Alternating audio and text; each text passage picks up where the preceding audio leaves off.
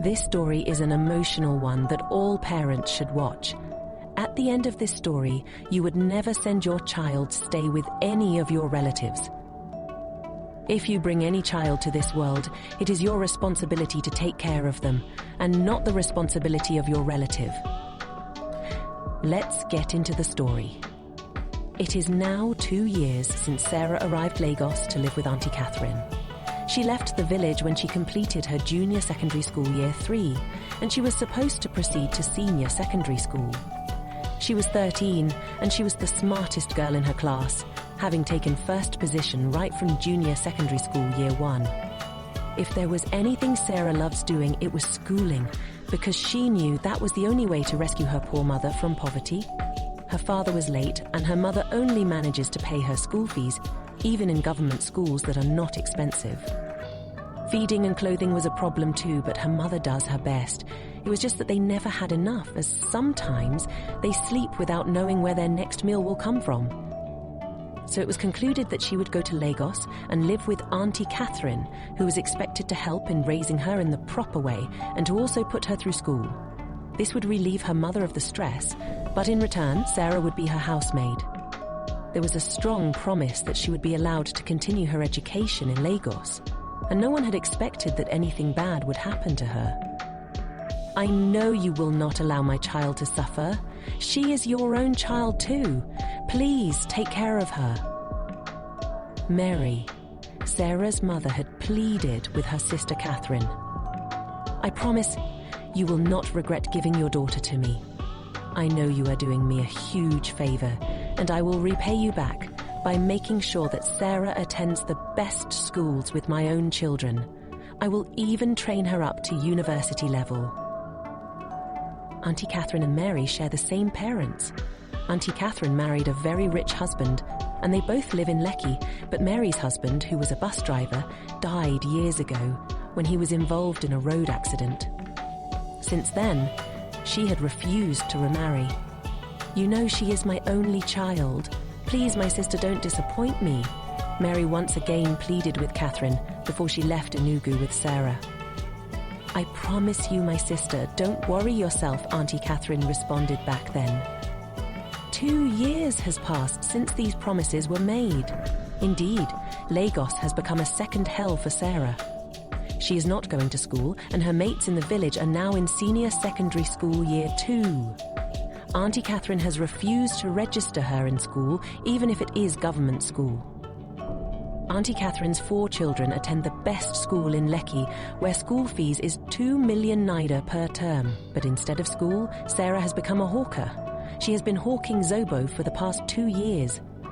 It is not that Auntie Catherine actually needs the money from Zobo, and Sarah has often wondered why she is forced into hawking instead of school.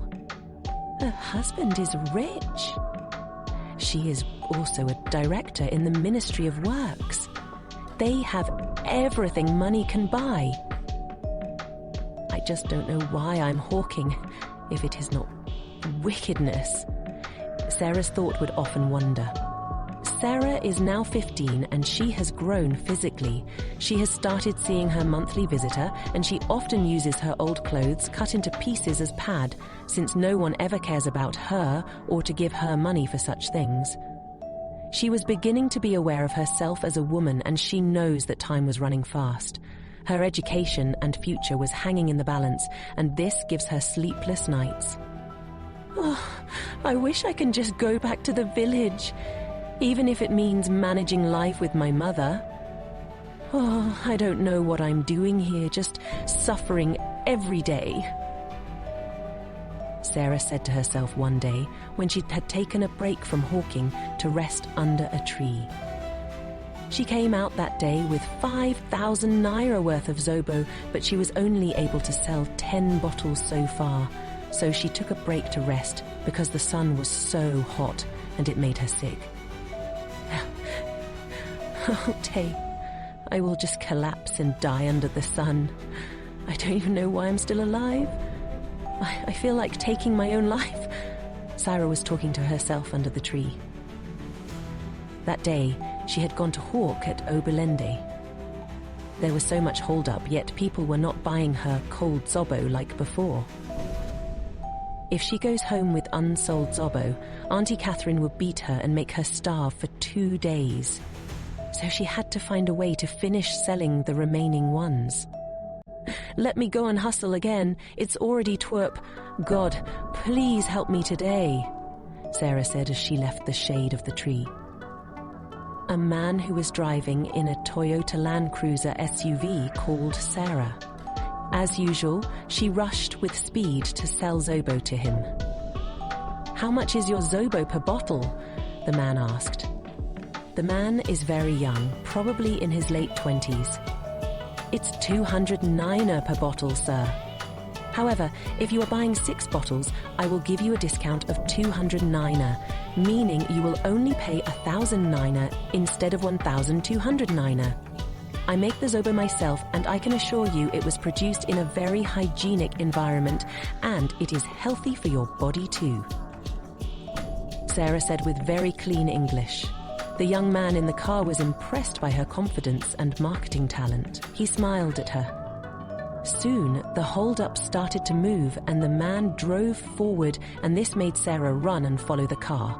The young man appeared ready to buy, and Sarah does not want to lose the business. The hold-up continued to move, and the man was still trying to talk to her and to navigate the tight road.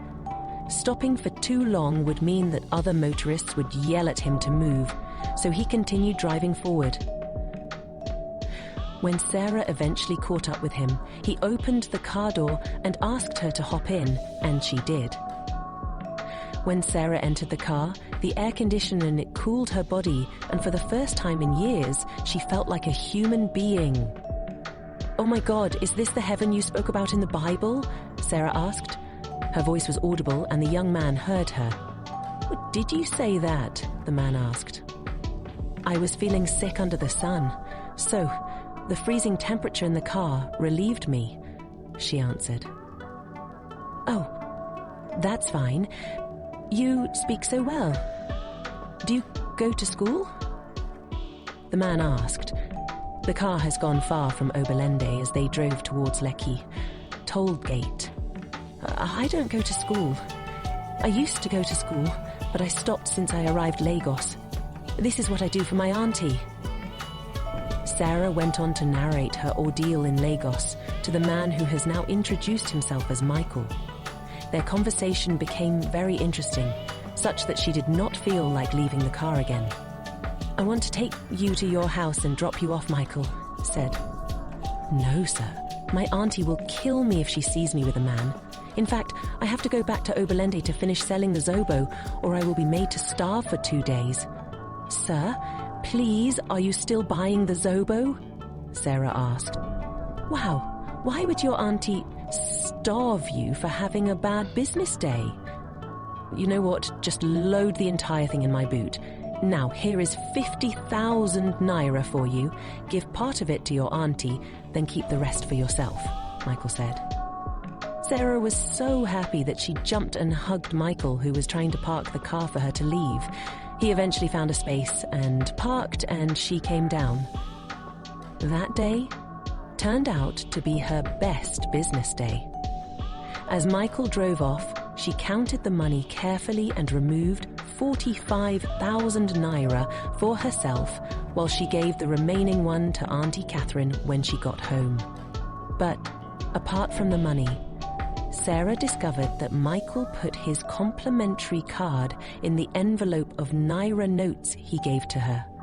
It contained his address and phone number, and there is a note on it which said, "Please come to the address on this card and see me tomorrow." Sarah slept that night, thinking if she should visit Michael or not. Visiting a stranger in this Lagos could be dangerous. God, please guide my heart and actions. Sarah prayed as she slept off. "Hello, Mummy." Sarah was speaking to her mother on the phone. "I have sent the money. Let the point of sale person give you 40,000 naira. I also sent the charges," Sarah said excitedly. She was so proud that she had sent money to her mother, no matter how small. It was her first time of giving her mother anything since she left the village 2 years ago. Auntie Catherine has never considered it right to send anything to Mary. "I am so happy to hear your voice, Mummy. Please manage the money. I will send you more when God blesses me again," Sarah said. "Definitely. God will bless you, my daughter. If I am the one who fed you with my breasts, you will not be put to shame," Sarah's mother said. Sarah dropped the call as her mother was still praying. She knows that her mother can turn a phone call into a church service, and besides, she borrowed the phone from the point-of-sale agent, where she went to send part of the money Michael gave her to her mother. The time now was 9 a.m., and she already had her zobo loaded in her bowl, ready to proceed to Oberlande to hustle for Auntie Catherine. Just at that moment, the thought of Michael came to her heart. Should I visit him or not? Lagos is a very funny place, and Michael is still a stranger to me. Sarah tells herself as she lifted her bowl of zobo and trekked to Lekki City Gate, where she normally boards a bus to Oberlande. She saves some of her transport fare so that she can use it to eat okpa in the afternoon, because Auntie Catherine never gives her money for food. So she treks some parts of her journey to the market every day. Soon, she arrived at Admiralty Roundabout, where she normally takes a bus to Oberlande. She stood contemplating what to do next. The temptation to visit Michael was so high and difficult to control. He is rich and appears real and caring. But does she actually have a better alternative? She thinks Michael is worth all the risks. This is Lagos, but the risk is worth taking. Michael has been good to me. I will look for him, Sarah said to herself as she jumped into the bus and headed for Victoria Island. The address on Michael's complimentary card says No 4 Wisdom Street, C. Soon, the bus dropped her off by the road and she started looking for the compound. It was not long before she located Michael's house because the streets of VI are well paved and numbered. Sarah knocked at the black gate with fear in her heart. Apart from having a very tall fence like Kirikiri Prison, the compound is also fenced with electric cables.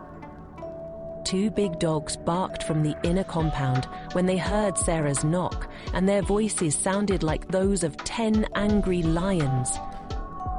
She was scared, but she stood Jidibeh with her feminine heart. God, please help me and favor me in this compound. I shall come out of it alive, Sarah said to herself. Soon the gate screeched and opened. Unlike their own gate at Lekki, she heard no sound at all. Everything was so smooth and gentle as the iron gate passed like a breeze. It was Michael who opened the gate, and he was very happy to see Sarah's face. He was wearing a pair of black boxers and a white singlet with a pair of bathroom slippers. He did not look like a rich man. Wow! Come right in, Sarah. I didn't know you would come. I thought you would be scared to look for me, Michael said. But Sarah did not respond immediately as she was still trying to take in the beauty of the compound.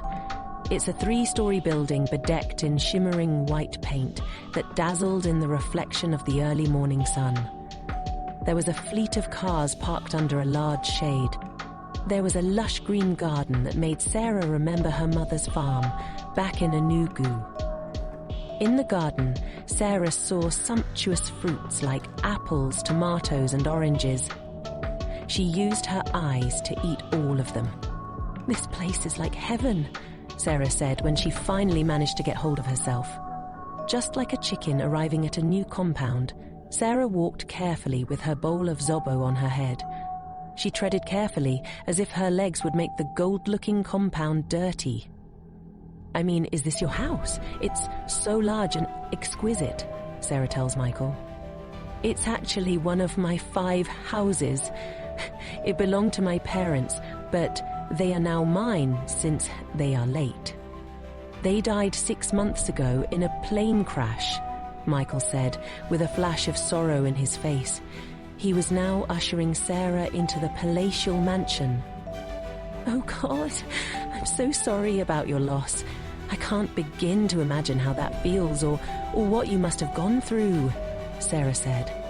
"It's fine. I have overcome the pain.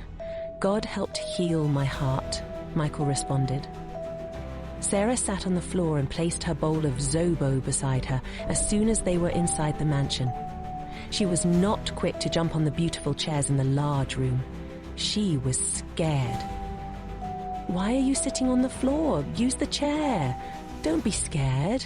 My house won't bite you," Michael joked. It was only then she jumped on one of the soft cushions, like a toddler.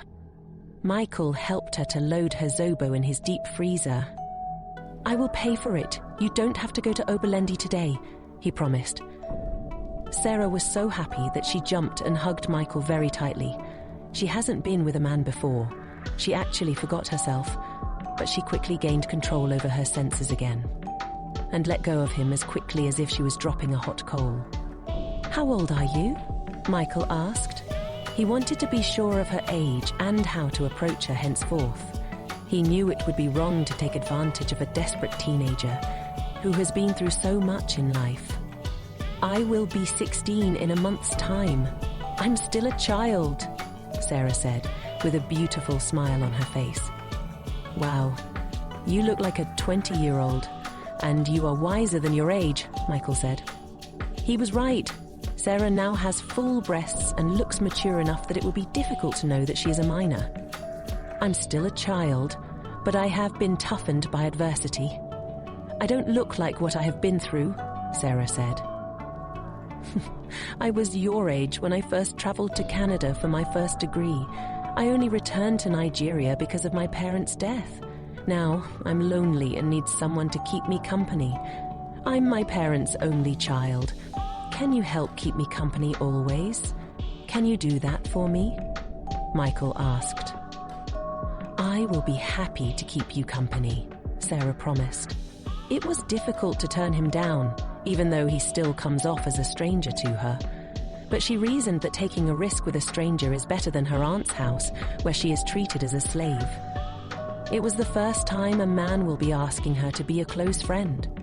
She was beginning to know what it means to be admired by a man. She was feeling like a real lady. "Concerning your education, I'm going to hire private teachers to prepare you for your West African Examinations Council and Joint Admissions and Matriculation Board examinations. If you pass the examinations, I will send you to the university." Michael tells Sarah. She almost fainted out of happiness. She could not believe her ears, and she felt as if she was dreaming. She only completed her junior secondary school year, 3 back in Enugu, but she was ready to take a chance on herself and work hard and pass the exams without attending real classes for senior secondary. "Thank you so much, Uncle Michael," Sarah said, while kneeling down with hot tears of joy in her eyes. "Just call me Michael. Remove the uncle," Michael said as both of them hugged passionately. Sarah has started to feel a connection with him. For the first time in her life, someone who is not her parent was showing her unconditional care. It felt like heaven. "But what about my auntie and the Zobo business? She will never set me free. Left for me alone, I will gladly leave that hell and live with you. I feel like a chained slave under her roof," Sarah said. She has started crying again, and this time they were real tears of anguish. Michael felt her pain. "Stop crying. I will handle your aunt. I mean, you can keep making the zobos and keep telling her you are going to hustle for her at Oberlendi. But in reality, you will come here daily with your bowl of zobo and load it in my fridge, or we throw it away. I can't drink all the zobos daily, but I will pay you daily so you can pay your wicked aunt. Let's make her believe you are still hustling, but you will stay here with me daily," Michael said as both of them laughed out loud. "Oh God, I don't know how to thank you. You are a lifesaver. You are my joy giver," Sarah was crying as she spoke. That's the point, Sarah. I like helping people.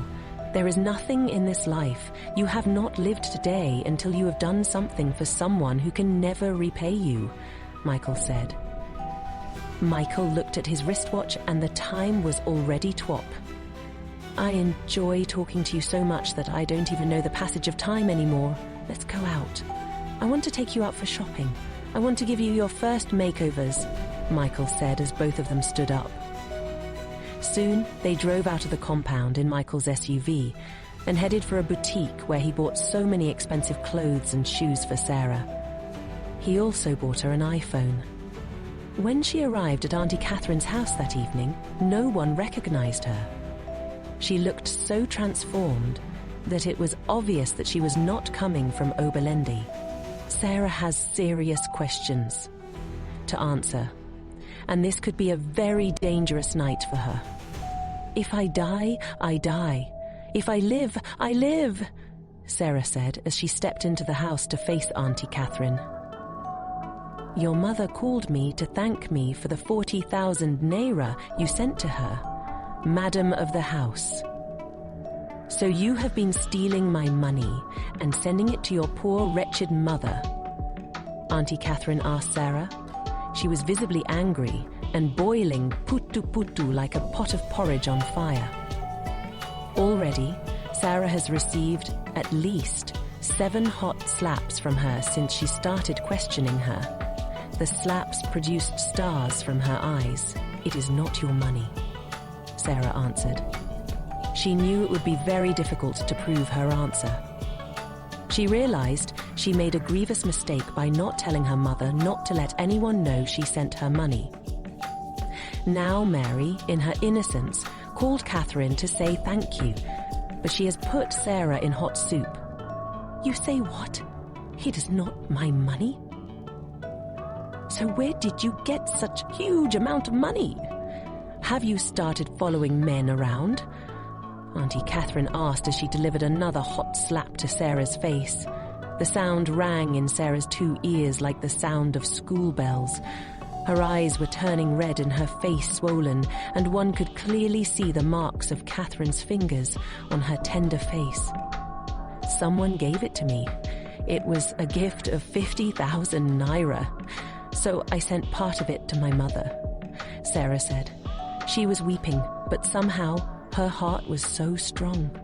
She was prepared for the worst, but her nose gushed with mucus, and she was getting weaker and weaker. You liar! You are a thief! You stole my money and sent to your poor, poverty-stricken mother! You poor idiot! How dare you steal under my roof! Auntie Catherine barked like a dog as she delivered more hot slaps on Sarah's face. Sarah could no longer hold her lips together, as they were swollen and saliva rushed from her mouth as if she was an imbecile. She was passing out gradually. Sarah was asked to kneel down and raise her 2 hands like a school kid under punishment. They were in the living room, and Auntie Catherine's 4 children surrounded her with kobokos, waiting for their mother's order to beat Sarah. By the way, who bought you all those new clothes? Auntie Catherine asked. She stood up and pulled Sarah's top dress and tore it and revealed her bra. She pulled at the bra and the straps unhooked, and this made Sarah naked from the top. She felt ashamed and covered her body with her arms. Auntie Catherine's children laughed at her. She wept bitterly. Auntie Catherine went to the fridge in the living room and returned with a chilled bottle of Coke. She opened it and took a sip before resuming her interrogation of Sarah. I'm asking you, Ituru. Ooh, you are looking at me like Anumpama. Answer me at once. She barked at Sarah. Auntie Catherine poured the remaining Coke on Sarah's head, and the ice in it made her shiver in cold. It was a painful moment of being humiliated like a slave. I got the clothes from the same man who gave me 50,000 naira, Sarah said. Her voice was now very low, and she got weaker mentally and physically because of the endless torture. You have a boyfriend under my roof? No, Auntie. He is just a stranger, Sarah said, with painful tears in her eyes. "Shut that dirty hole you call mouth. You have been sleeping around and collecting money from men. Okawa ya akawa na. Ashawa." Auntie Catherine yelled at the top of her voice. She then lifted her hand up in the air and landed the empty bottle of Coke on Sarah's head. It broke into tiny pieces and formed crystal shards on the milk-colored floor tiles. Sarah fell and fainted instantly. "Beat her," Auntie Catherine tells her children. "Beat her until she confesses the truth," she said as she left to her room. And then the children descended on Sarah with their 4 korbakos. Lashes upon lashes landed on her body. To them, it was fun, but to Sarah, it was hell. They beat her until her body opened and blood rushed on the floor.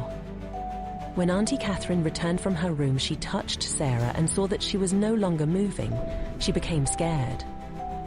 "I will be in trouble if she dies under my roof. I have to do something," she said, and unzipped her purse and produced her car key.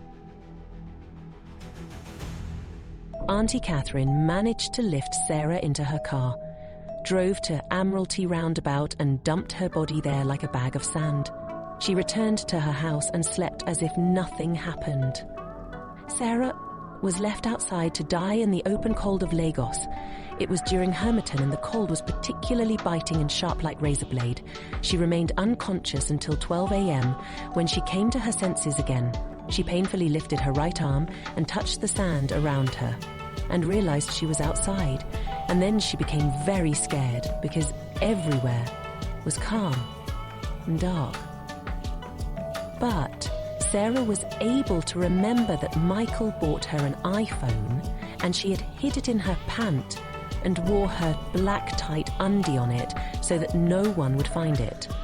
Promptly, she dipped her hand into her undies and removed the phone and immediately dialed Michael's number.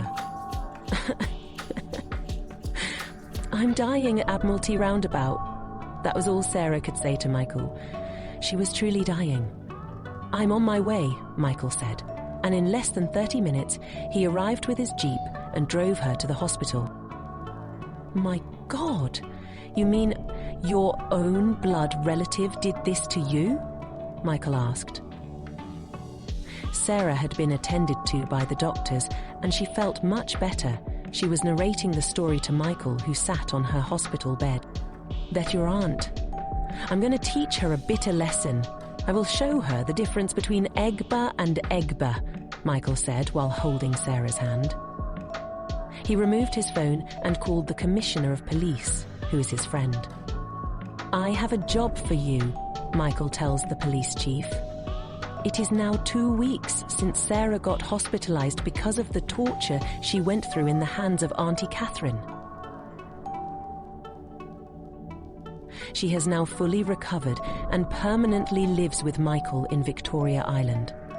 Gradually, her life was changing for the better, as she has everything money can buy at her beck and call. She has also started her lessons in preparation for her West African Examinations Council and Joint Admissions and Matriculation Board examinations, as Michael had promised to train her in the university.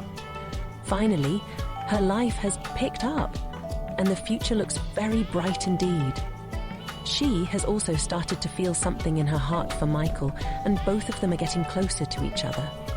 They have not touched each other or done anything, but their emotions are running very high, like high-voltage electric current. Yet they have tried to control themselves. Michael strongly believes that at 16, Sarah was still underage, so he was prepared to wait till she was 18 before even making his affection known to her. In the meantime, he was focused on changing her life for the better. Back in Enugu, Sarah's mother suddenly became restless and uneasy. Mary had terrible premonitions about her daughter. It first started with an unusual pepper body, which made her to hallucinate for many days. Then it was followed by a terrible dream about Sarah. "I know myself. Whenever this happens, something is wrong with a family member," Mary said